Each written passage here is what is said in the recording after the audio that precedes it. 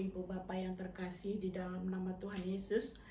Malam ini kita akan mencoba membaca sebahagian firman Tuhan yang diambil dari Hosea 11 ayat 5 sampai dengan 7. Sebelum kita membaca firman Tuhan, mari kita berdoa. Puji syukur kami panjatkan kehadirat-Mu Tuhan atas penyertaan Tuhan di dalam kehidupan kami, pribadi lepas pribadi. Tuhan Yesus, malam ini kami ingin membaca sebagian daripada firman-Mu. Mampukan kami Tuhan, agar kami boleh memahami apa yang hendak Tuhan sampaikan di dalam kehidupan kami. Sehingga setiap pemikiran, perkataan, dan perbuatan kami seturut dengan kehendak-Mu saja. Terimalah doa kami Bapa, di dalam nama anak-Mu Tuhan Yesus Kristus. Kami sudah berdoa dan mengucap syukur. Amin.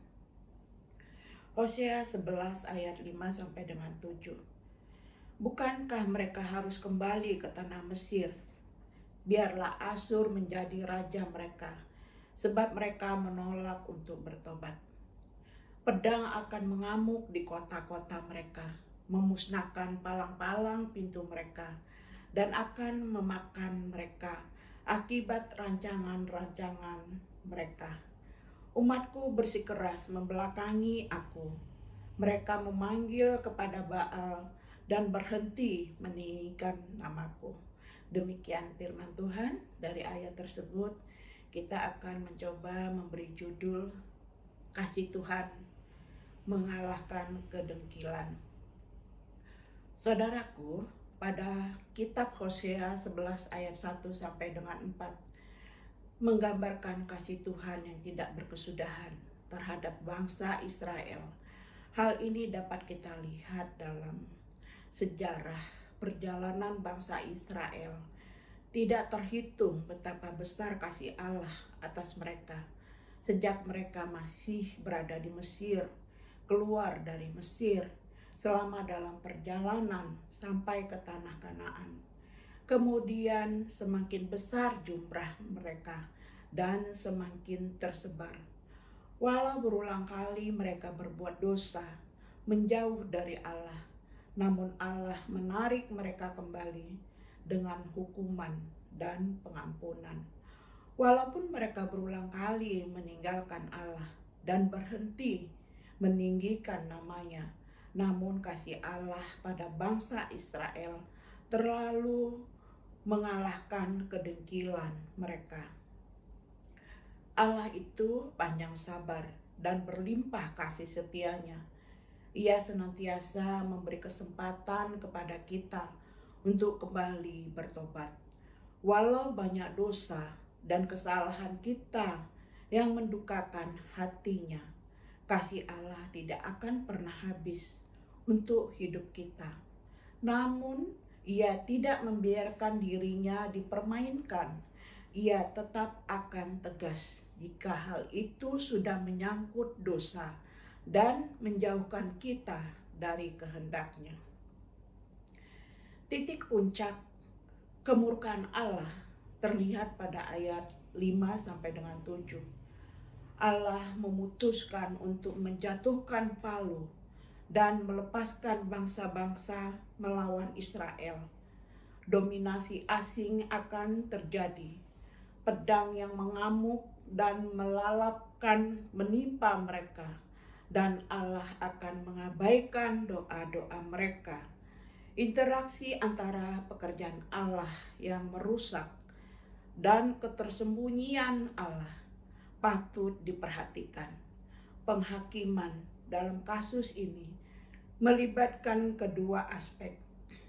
Allah menimpakan penderitaan kepada bangsa Israel melalui perantara bangsa-bangsa, dan Allah menyembunyikan wajah-Nya dari mereka. Ketika Allah menyembunyikan wajah-Nya, teror dilepaskan, dan penebus yang tersedia bagi bangsa Israel selama ini tiba-tiba tidak dapat mereka jangkau. Tuhan murka kepada bangsa Israel. Demikianlah di dalam kehidupan kita sehari-hari, sering mendukakan hati Tuhan. Hendaklah kita tidak terjadi di dalam kehidupan kita. Biarlah kita senantiasa berpegang teguh pada perintah dan janji Tuhan. Pancaran kasih Allah yang telah mengalahkan kedengkilan kita harusnya membuka hati dan pikiran kita untuk hidup lebih bersyukur dan mengasihinya. Allah yang kita sembah adalah Allah yang kasih dan pengampunannya tidak berkesudahan. Ia akan selalu menarik hati kita kembali padanya untuk segera menerima pemulihan. Tidak hanya sampai di situ, Allah juga ingin agar kita semakin taat dan juga mampu membagikan kasih dan pengampunan yang telah kita peroleh dengan tulus kepada sesama.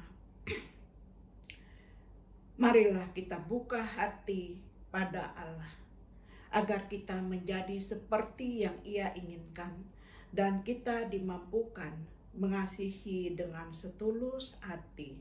Amin. Demikian firman Tuhan. Mari kita berdoa. Terima kasih Tuhan atas penyertaan-Mu di dalam kami membaca firman-Mu. Tuhan Yesus, terima kasih Tuhan sudah mengingatkan kami agar kami tidak mendengkilkan hati kami. Biarlah kami senantiasa taat dan mengandalkan Tuhan di dalam segala kegiatan kami, segala kehidupan kami, dan perjalanan hidup kami. Banyak dosa dan kesalahan kami perbuat melawan kehendak-Mu Tuhan. Ampunilah Tuhan, agar berkat-Mu yang berkelimpahan tidak menjadi terhambat di dalam kehidupan kami. Malam ini kami ingin beristirahat Tuhan, lindungilah kami. Jiwa raga kami serahkan ke dalam tangan pengasihan-Mu. Biarlah kami besok pagi boleh bangun dalam keadaan sukacita. Terima doa kami Bapa, di dalam nama anak-Mu Tuhan Yesus Kristus, kami sudah berdoa dan mengucap syukur. Amin. Salam, selamat malam.